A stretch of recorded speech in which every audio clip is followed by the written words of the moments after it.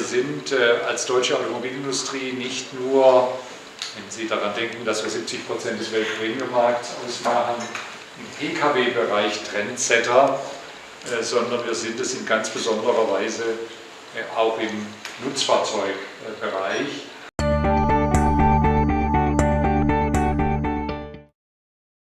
Sie sich nur einfach anschauen, die weltweite Bevölkerung wächst. Das heißt, der globale Handel nimmt zu. Und das heißt aber auch gleichzeitig, das Transportvolumen und die Verkehrsdichte explodieren. Unser Konsumentenverhalten verändert sich dramatisch. Denken Sie nur an den schnell wachsenden Onlinehandel. Das Ganze hat zur Folge, dass die Beherrschung der Logistik mehr und mehr an Bedeutung gewinnt. Es geht dabei nicht nur darum, den Antrieb sauberer zu machen.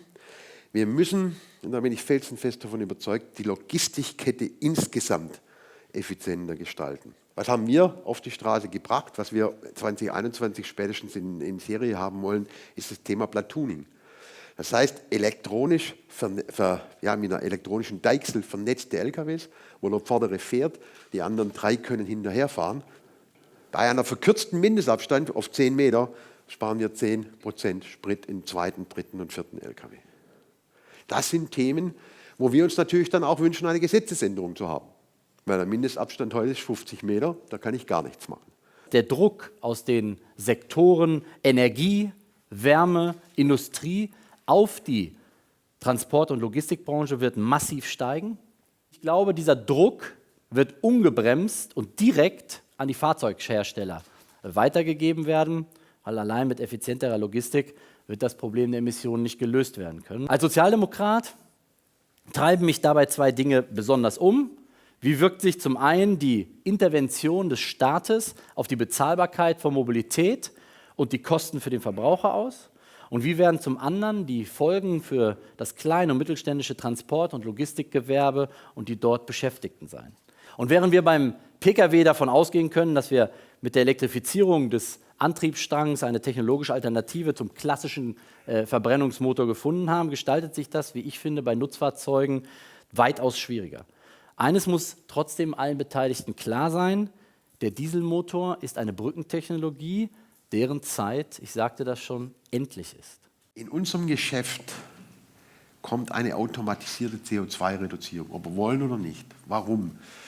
Wenn Sie heute anschauen, dass ungefähr 40, je nach Spritpreis bis 50% der Kosten beim Betreiben eines Fern-LKWs Spritkosten sind, und Sie wissen, dass Speditionen, unsere Logistikpartner dort eine Marge haben, manchmal 0,2, manchmal 0,8%. Und wir können denen sagen, ich habe dort einen 5%igen Fortschritt gemacht oder einen 10%igen Fortschritt. Das ist bei uns der beste Regulant. Nun ist Flüssiggas ja deutlich preiswerter als Diesel. Müsste man doch eigentlich sagen, ja, dann hätte doch der Logistiker das Gasfahrzeug präferieren müssen. Es gibt schon Ansatzpunkte, wenn Sie beispielsweise in den Autotransportern reingucken, da gibt es schon sehr viele, die Gas einsetzen, die haben immer feste Strecken. Die können, sage ich mal, von einem Verladezentrum, wo es von Bahn kommt, in die Städte reinfahren, dann machen die das. Die wissen immer ihre Strecken. Der Fernverkehr, der einmal von Barcelona nach Berlin fährt und übermorgen von Warschau nach Lissabon, der tut sich schwer in der Kette. Mein Problem in der Debatte ist immer, auf der einen Seite wird von uns in der Politik Technologieneutralität gefordert und auf der anderen Seite müssen wir natürlich auch immer schauen, was machen wir jetzt mit so einer Debatte mit den Oberleitungen. Ich sage das immer so: Wenn ich anfange, Oberleitungen auf deutsche Autobahnen zu bauen, dann ist es das. Irgendwann muss sich Politik entscheiden für einen Weg, linksrum, rechtsrum oder geradeaus. Technologie, ja, da sind wir offen, aber man muss auch ein Stück weit realistisch sein und lieber Euro-6-Busse und Elektrobusse fördern, wie jetzt ein Nachweisprogramm zu fahren. Die Städte brauchen Hilfe. Die einzige deutsche Stadt, die vorbereitet ist, Elektrobusse zu betreiben, ist die Stadt Hamburg. Deshalb bin ich bei der Frage der Infrastruktur. Ja? Das kann nicht unsere Aufgabe sein, auch noch ein Kraftwerk zu bauen oder in Stuttgart oder was weiß ich.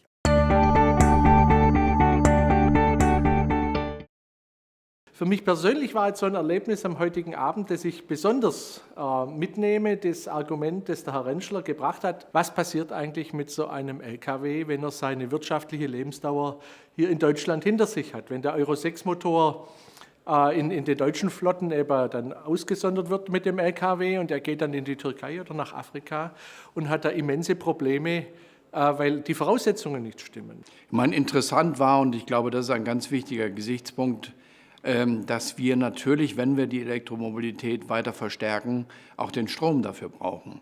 Und das, finde ich, hat Herr Rentschler sehr schön deutlich gemacht. Und da stimme ich ihm auch zu, dass das nicht Aufgabe der Automobilhersteller sein kann, nun auch noch dafür Sorge zu tragen, wo der Strom herkommt. Also das Thema Verkehrswende ist ein noch schwierigeres Thema als das Thema Energiewende.